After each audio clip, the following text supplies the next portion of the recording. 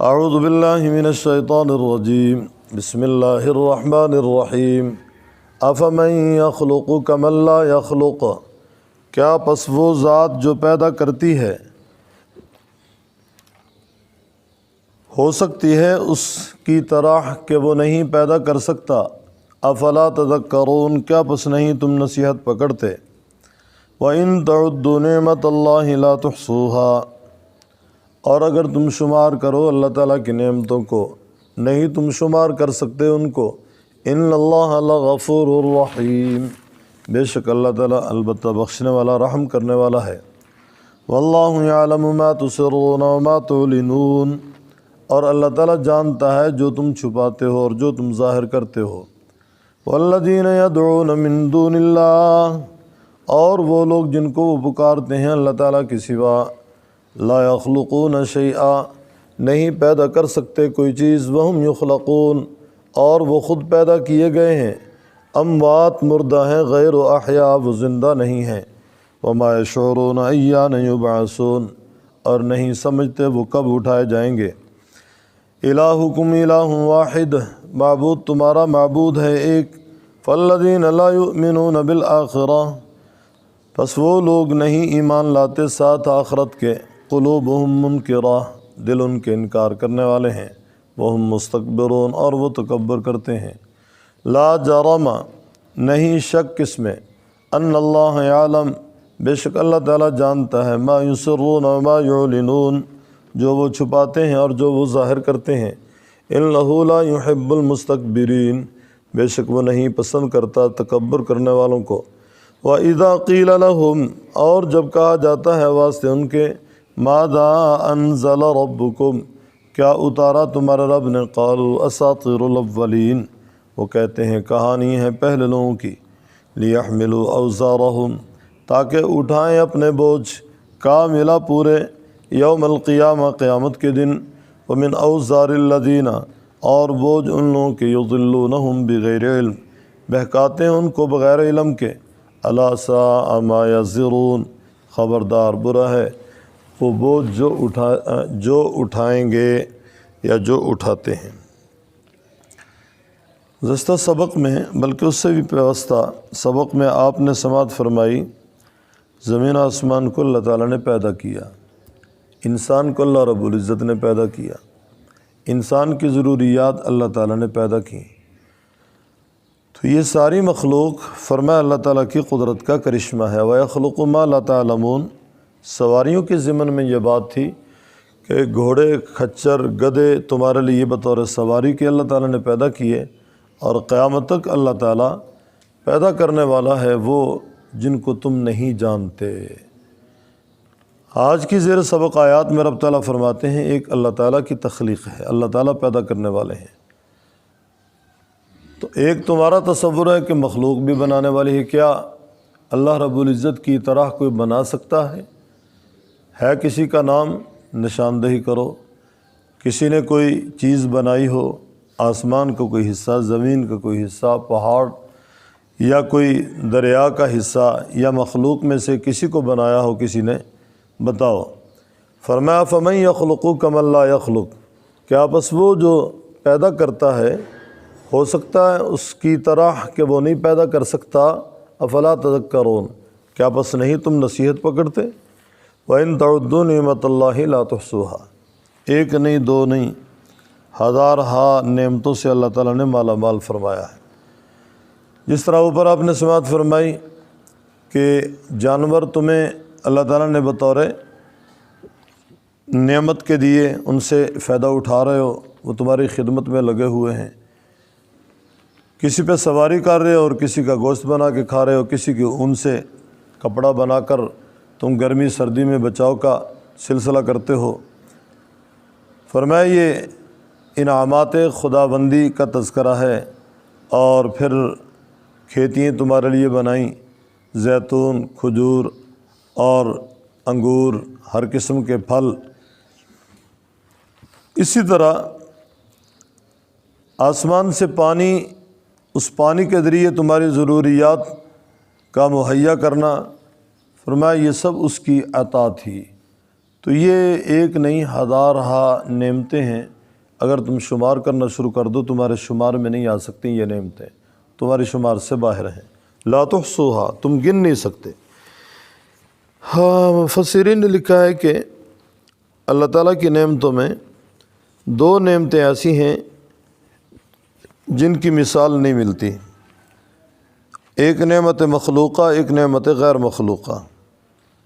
نعمت مخلوقہ میں محمد الرسول اللہ کی ذات گرامی ہے، اور نعمت غیر مخلوقہ میں قرآن کریم ہے، اور ہمارا اہل سنت کا یہ عقیدہ ہے قرآن کریم یہ کلام اللہ ہے۔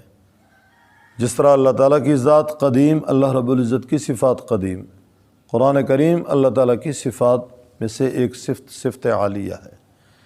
اللہ تعالیٰ کی ذات پہ بھی فنا نہیں، صفات پہ بھی فنا نہیں ہے۔ امام احمد بن حنبل رحمۃ اللہ علیہ کو وقت کا بادشاہ صرف اس وجہ سے سزا دیتا تھا کہ امام صاحب کا موقف تھا قرآن کلام اللہ ہے، کلام قدیم ہے، کلام مخلوق نہیں ہے، یہ خالق کی صفت ہے۔ بادشاہ کا موقف تھا کہ یہ کلام مخلوق ہے۔ دیکھیں، مغالطہ دیا جاتا ہے، میرے اور آپ کے سامنے قرآن پاک یہ اوراق کی شکل میں ہے، حروف کی شکل میں ہے، یہ اوراق بھی فنا ہو جائیں گے، حروف بھی اللہ تعالیٰ اٹھا لیں گے۔ یہ کلام بظاہر فانی ہے، بظاہر یہ اوراق کبھی کسی مقام پہ اللہ تعالیٰ کہیں آگ لگتی ہے کسی نسخے کو بچا لیں، یہ قرآن پاک کا معجزہ ہے۔ یہ اوراق مٹ جائیں گے، ختم ہو جائیں گے، یہ حروف اٹھا لیے جائیں گے، لیکن نفس الامر میں جو قرآن کریم ہے وہ نہیں مٹے گا۔ کلام نفسی وہ قدیم ہے۔ کلام لفظی کے بارے میں یہ بات ہے کہ یہ حروف جل سکتے ہیں، مٹ سکتے ہیں، آنکھوں سے اوجھل ہو سکتے ہیں، اوراق بوسیدہ ہو کر ختم ہو سکتے ہیں، لیکن کلام نفسی وہ ختم نہیں ہوگا۔ اور یہی مغالطہ دیا جاتا ہے کہ جب یہ اوراق اور یہ حروف یہ فانی ہیں تو وہ کہتے ہیں جی کلام ہی فانی ہے۔ نہیں نہیں نہیں نہیں، کلام نفسی عند الامر اللہ تبارک و تعالیٰ کا جو کلام حق ہے وہ کلام فانی نہیں ہے، کلام باقی ہے۔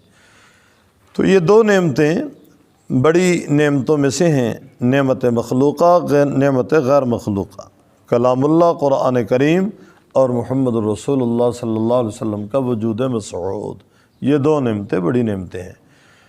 پھر کچھ نعمتیں حصی ہیں، کچھ نعمتیں گویا کہ معنوی ہیں، کچھ دیکھنے میں دکھائی دیتی ہیں، ٹٹولنے میں ٹٹولی جاتی ہیں، کچھ نعمتیں وہ ہیں جو دکھائی بھی نہیں دیتی اور ٹٹولنے سے ٹٹولی بھی نہیں جاتی۔ دکھائی دینے والی نعمتوں میں لباس مستقل نعمت ہے، مکان مستقل نعمت ہے، ہماری ضروریات میں یہ پنکھا مستقل نعمت ہے، وغیرہ وغیرہ۔ اور نعمت جو یہ معنوی نعمتوں میں ایمان نعمت ہے، ایمان اور اس کے ثمرات بہت سارے یہ معنوی نعمتیں ہیں جو ہمیں نظر نہیں آتی اور ٹٹولنے سے ٹٹولی بھی نہیں جاتی۔ تو اللہ تعالیٰ کی یہ عطا کہ اللہ تعالیٰ نے حصی نعمتوں سے بھی مالا مال کر رکھا ہے، معنوی نعمتوں سے بھی مالا مال کر رکھا ہے۔ فرمایا اگر تم ان نعمتوں کو شمار کرنا چاہو تمہاری شمار سے باہر ہیں، تم گن نہیں سکتے ان کو۔ ان اللہ لغفور رحیم، بے شک اللہ تعالیٰ البتہ بخشنے والا، رحم کرنے والا ہے۔ واللہ یعلم ما تسرون وما تعلنون، اللہ تعالیٰ جانتا ہے جو تم چھپاتے ہو اور جو تم ظاہر کرتے ہو۔ عالم الغیب والشہادہ، یہاں بھی مغالطہ دیا جاتا ہے کہ جی اللہ تعالیٰ کو عالم الغیب نہیں کہنا چاہیے، وہ کس کو کہیں گے؟ اللہ تعالیٰ اگر عالم الغیب نہیں تو کون عالم الغیب؟ جی عالم الغیب تو وہ ہوتا ہے جو ہر چیز کو جاننے والا ہو، تو اللہ تو پہلے سے جاننے والے ہیں، اللہ تعالیٰ سے تو کوئی چیز پوشیدہ ہے ہی نہیں ہے، تو پھر اللہ تعالیٰ کو عالم الغیب کیوں کہا جاتا ہے؟ عالم الغیب کا معنی یہ نہیں کہ اللہ تعالیٰ سے جو چیزیں پوشیدہ ہیں ان کو اللہ تعالیٰ جاننے والے ہیں، یہ معنی نہیں ہے۔ عالم الغیب کا معنی ما غاب عن المخلوق، جو چیزیں مخلوق سے غائب ہیں اللہ ان کا بھی جاننے والا ہے۔ بات سمجھ آ رہی ہے؟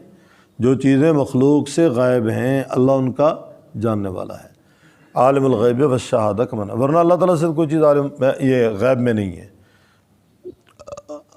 علیم بذات الصدور اسی کی صفت ہے۔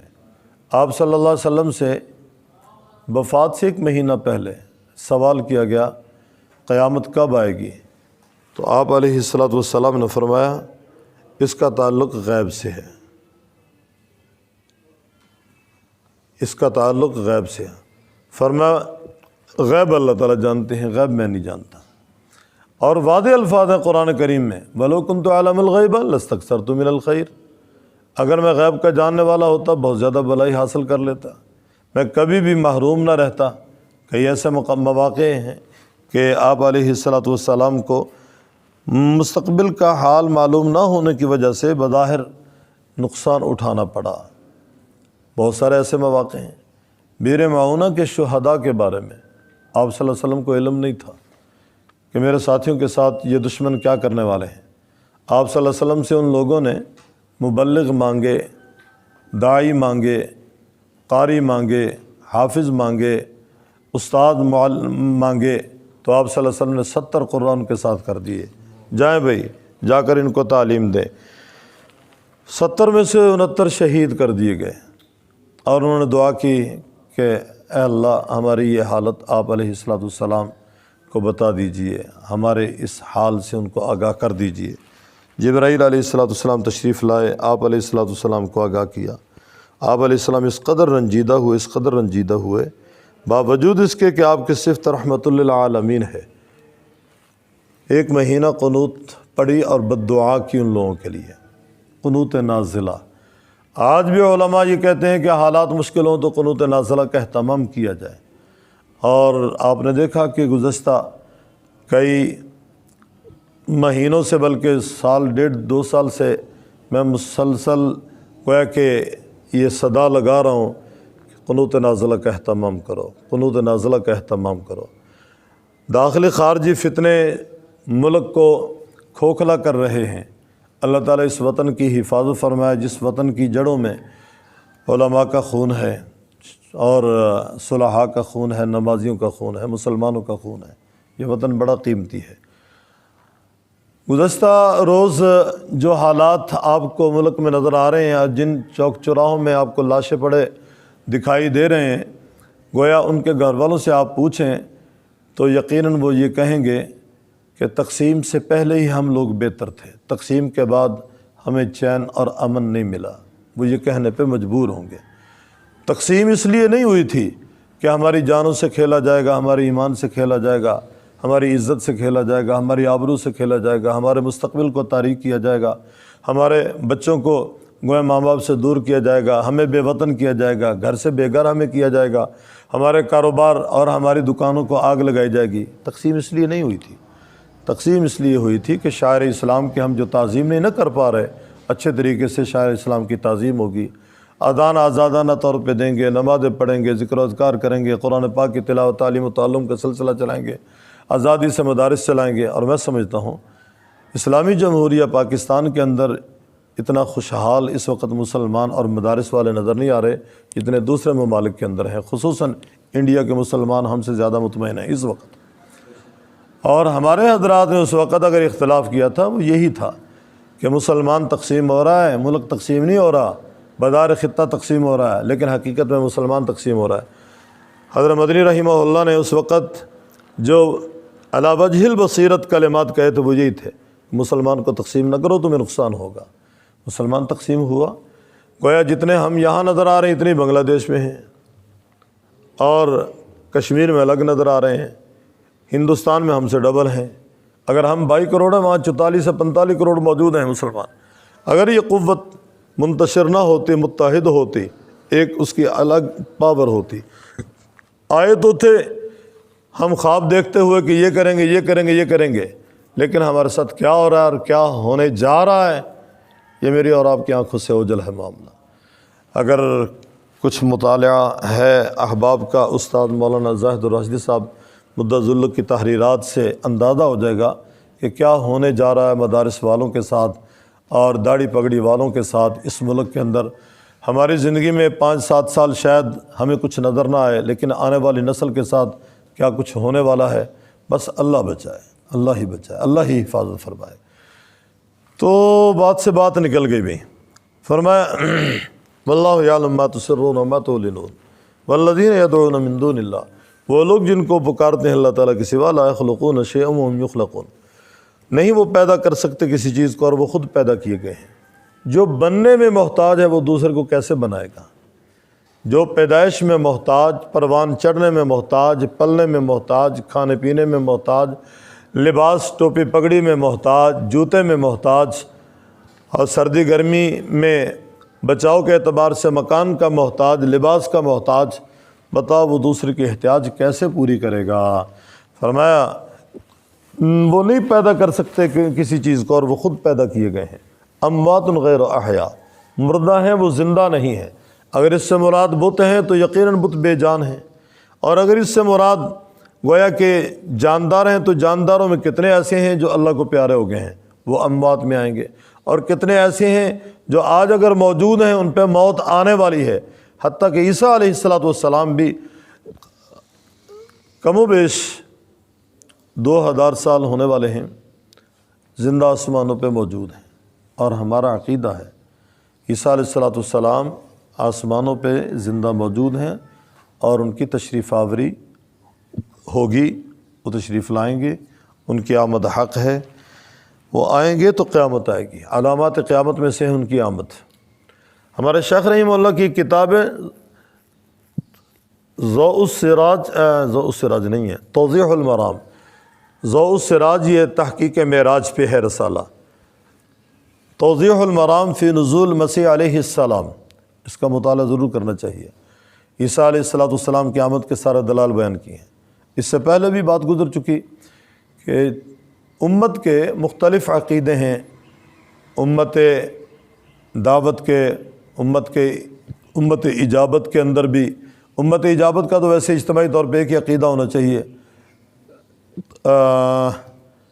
کہ عیسیٰ علیہ السلام زندہ آسمانوں پہ موجود ہیں، ان کی تشریف آوری حق ہے۔ اور امت دعوت میں یہود بھی ہیں، نصارہ بھی ہیں، اس طرح اور لوگ بھی ہیں۔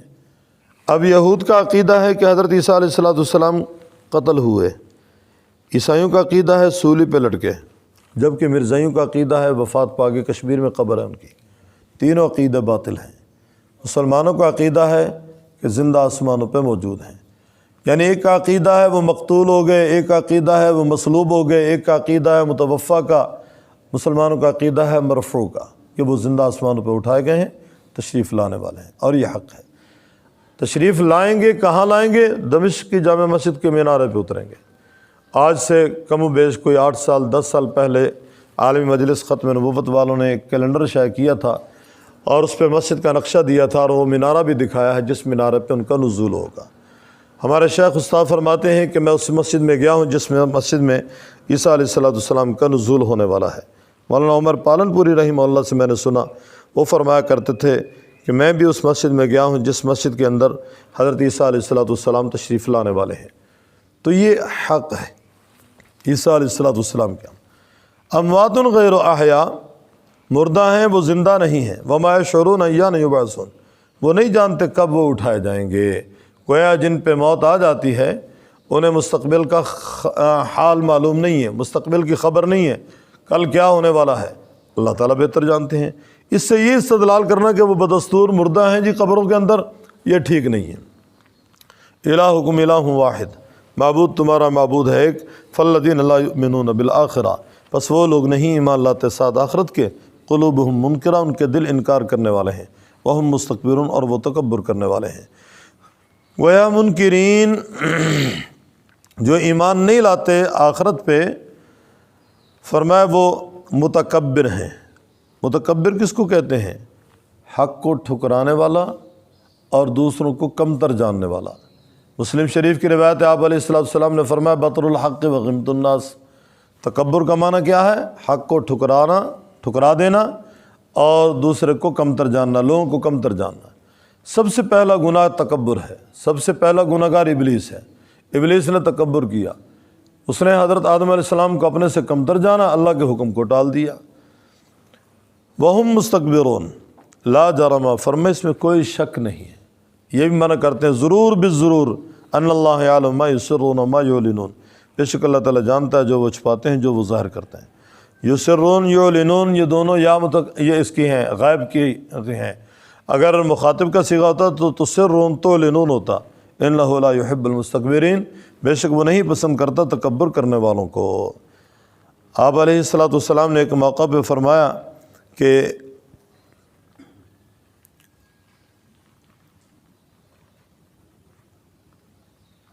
اچھا لباس اور اچھا جوتا، سر پہ تیل، بلکہ ایک موقع پہ صحابہ کرام کا یہ سوال تھا. انہوں نے کہا اللہ کے رسول، ہم میں سے ہر آدمی کی یہ خواہش ہے کہ اچھے کپڑے ہوں، اچھا جوتا ہو، سر پہ کنگا پھرا ہوا ہو، تو کیا یہ تکبر میں نہیں آئے گا؟ فرمایا نہیں، یہ جمال ہے، جمال، یہ تکبر نہیں ہے. ان اللہ جمیل یحب الجمال، اللہ خوبصورت ہے، خوبصورتی کو اللہ تعالیٰ پسند کرتے ہیں. تکبر کیا ہے؟ دوسرے کو کمتر جاننا اور اللہ تعالیٰ کے حکم کو ٹالنا. انہ لا یحب المستکبرین. وَإِذَا قِیلَ، جب کہا جاتا ہے بات سن کے، ماذا انزل ربکم، کیا اتارا تمہارے رب نے؟ وہ کہتے ہیں اساطیر الاولین. اساطیر اسطورہ کی جمع ہے، کہانی ہے پہلے لوگوں کی. لیحملوا اوزارہم، تاکہ اٹھائیں وہ اپنے بوجھ پورے قیامت کے دن. اوزار وزر کی جمع ہے، وزر کے معنی بوجھ کے ہیں. وزیر بھی اس شخص کو کہتے ہیں جو قوم کا بوجھ اٹھانے کا عزم کر کے آتا ہے، اسے وزیر کہا جاتا ہے. وزیر نے عزم کیا ہوتا ہے کہ میں نے اپنی قوم کا بوجھ اٹھانا ہے اور ان کے کام کاج میں نے کرنے ہیں، میں نے اپنی ذمہ داری نبھانی ہے، اسے وزیر کہتے ہیں. ہمارے شاعر رحمہ اللہ فرمایا کرتے تھے، موجودہ وزیر جو ہمارے بوجھ اٹھا رہے ہیں نا، یہ قوم کی رقوم کا اٹھا رہے ہیں، لوگوں کی رقموں کا بوجھ اٹھاتے ہیں اور باہر کے ملکوں میں منتقل کر دیتے ہیں، اور ملک کا دیوالیہ ہو جاتا ہے، پھر ملک پائی پائی کا محتاج ہوتا ہے، پھر قرضہ لینا پڑتا ہے. قرضہ دینے والے شرط لگا دیتے ہیں، ہماری مانو ہم تمہیں کچن چلانے کے لیے پیسہ دے دیتے ہیں. ان شرائط میں مین شرط یہ ہوتی ہے، مدارس بند کرو، علماء کو لگام دو، علماء کی زبانیں بند کرو، ممبر پہ کنٹرول کرو، مساجد کے دروازے بند کرو، لہذا داڑھی پگڑی والا کوئی آدمی نظر نہ آئے، ہم تمہیں جناب گٹر بھی بنا کر دیں گے، سڑکیں بھی بنا کر دیں گے. وہ تقسیم سے پہلے نہیں بن رہی تھی، بن رہی تھی. پھر تقسیم کے بعد بھی اگر گٹر ہی بنوانے ہیں، ہم نے گٹر ہی بنوانے ہیں، سڑکیں ہی بنوانی ہیں، تو کیا فائدہ تھا تقسیم کا؟ بھائی کیا فائدہ تھا لوگوں کو قربان کروانے کا؟ آذن اللہ، اللہ تعالی ہم سب کو اپنی پناہ میں رکھے. الا ساء ما یزرون. اب من اوزار الذین، اور ان لوگوں کے بوجھ جو جن کو بہکاتے ہیں بغیر علم کے، اور بوجھ ان لوگوں کے یضلونہم جن کو یہ لوگ بہکا رہے ہیں بغیر علم کے. خبردار برا ہے ما یزرون جو وہ بوجھ اٹھائیں گے. افمن یخلق، کیا بس وہ ذات جو پیدا کرتی ہے، کمن لا یخلق، گویا ہو سکتی ہے اس کی طرح کہ وہ نہیں پیدا کر سکتا. فلا تذکرون، کیا پس نہیں تم نصیحت پکڑتے. وَإِن تَعُدُّوا نِعْمَةَ اللَّهِ، اور اگر تم شمار کرو اللہ تعالیٰ کی نعمتوں کو، لا تحصوها، نہیں تم شمار کر سکتے ان کو. ان اللہ لغفور الرحیم، بے شک اللہ تعالیٰ البتہ بخشنے والا مہربان ہے. اللہ یعلم ما تسرون وما تعلنون، اور اللہ تعالیٰ جانتا ہے جو تم چھپاتے ہو اور جو تم ظاہر کرتے ہو.